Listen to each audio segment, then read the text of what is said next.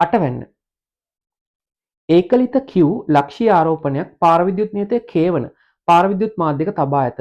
ලක්ෂීය ආරෝපණයේ සිට R දුරකින් මාධ්‍ය තුල ඇති ලක්ෂයක විද්‍යුත් ශේෂ්ත්‍ර තීව්‍රතාවයේ විශාලත්වය කොපමණද කියලා අහනවා. පුතේ දැන් ආරෝපණයක් ගත්තට පස්සේ මෙන්න මම අඳින්නම් අවකාශයේ මෙන්න මේ විදිහට ලක්ෂීය ආරෝපණයක් ධන Q කියලා එක්කෙනෙක් ඉන්නවා. අපි දන්නවා මෙයා වාතේ නම් තියලා තියෙන්නේ මෙන්න මේ ලක්ෂීය ආරෝපණයේ ඉඳන් R දුරකින් අපිට විද්‍යුත් ශේෂ්ත්‍ර තීව්‍රතාවයේ E නම් E ලියන්න පුළුවන් 1/4යි එප්සයිලන් නෝට් Q බෙදීම R වර්ගය කියලා ලියන්න පුළුවන්. Q බෙදීම R වර්ගය කියලා ලියන්න පුළුවන්. මේකේ එප්සයිලන් නෝට් කියලා කියන්නේ නිදහස් අවකාශයේ පාරවේද්‍යතාවයට Q කියලා කියන්නේ ආරෝපණයේ විශාලත්වය R වර්ගය කියලා කියන්නේ මේ දුරෙහි වර්ගය. හරිද? සලකන ලක්ෂයට තියෙන දුරෙහි වර්ගයනේ කියන්නේ. එතකොට මේ ප්‍රශ්නේ ඇවිල්ලා තියෙන පාරවේද්‍යතාවය සම්බන්ධවනේ.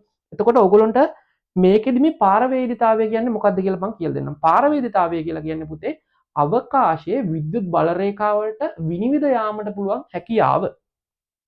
ඒක නිදහස් අවකාශයේ පාරවේදිතාවය තමයි එප්සයිලන් නෝට් වලින් ලියලා තියෙන්නේ. ඕක වෙනත් පාරවිද්‍යුත් ද්‍රව්‍යක පාරවේදිතාවයට හරව ගන්න ඕන වුණාට පස්සේ අපි කරන්න තියෙන්නේ එප්සයිලන් නෝට් K ගෙන් ගුණ කරන එක. K වාරයක් එප්සයිලන් නෝට් ගෙන් ගුණ කරාට පස්සේ තමයි ඒ මාධ්‍යයට අදාළව පාරවේද්‍යතාවය එන්නේ. ඔයගොල්ලෝ මේ K වාරයක් එප්සයිලන් නෝට් කියන එක මතක ඇති. අපි ධාරිත්‍රකවල නම් මේ K වාරයක් එප්සයිලන් නෝට් පාවිච්චි කරනවා. මතකද?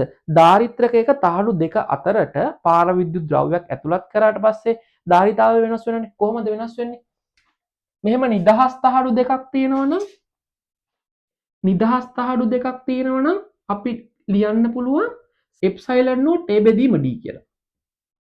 ඊට එතකොට මේ දෙන්න අතරට K කියලා පාරවිද්‍යුත් ද්‍රව්‍යයක් ඇතුළත් කරොත් අපිට 9 ධාරිතාවය ලියන්න පුළුවන් C ඩෑෂ් නම් K වාරයක් එප්සයිලන් නෝට් A බෙදීම D කියලා. මතකයිනේ?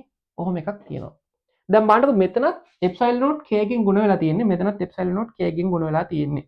එතකොට මේ ආරෝපණය තියලා තියෙන්නේ පාරවිද්‍යුත් ද්‍රව්‍යක නම් අපිට ලියන්න පුළුවන් විද්‍යුත් ශේෂ්ත්‍ර තීව්‍රතාවයේ E සමානයි 1/4යි එප්සයිලන් නෝට් Q බෙදීම R වර්ගය වෙනස් කරනවා 1/4යි එප්සයිලන් නෝට් K වාරයක් එප්සයිලන් නෝට් වෙනස් කරනවා Q බෙදීම R වර්ගය කියලා. එතකොට මේකේ උත්තරය එන්නේ Q බෙදීම 4/5 K වාරයක් එප්සයිලන් නෝට් R වර්ගය කියලා උත්තරේ එන්නේ. එතකොට මේකට හරියන උත්තරේ තියෙන්නේ 2. අනිත් මේ ප්‍රශ්න දිහා බලපුවම අපිට හොඳට තේරෙනවා K Q ගෙන් ගුණ වෙන එකේ තේරුමක් නැහැ. K ගුණ වෙන නම් ගුණ වෙන්න ඕනේ එප්සයිලන් නෝට් ගෙන්. උත්තරේ ඇතුලේ බෙදීමට R වර්ගයක් තියෙන්නත් ඕනේ. එහෙම උත්තර එකයි තියෙන්නේ මේකේ. ඕනනම් එහෙම උත්තරේ තෝරන්නත් පුළුවන්. හරියටම තෝරනවා නම් මෙහෙම තමයි උත්තරේ එන්නේ.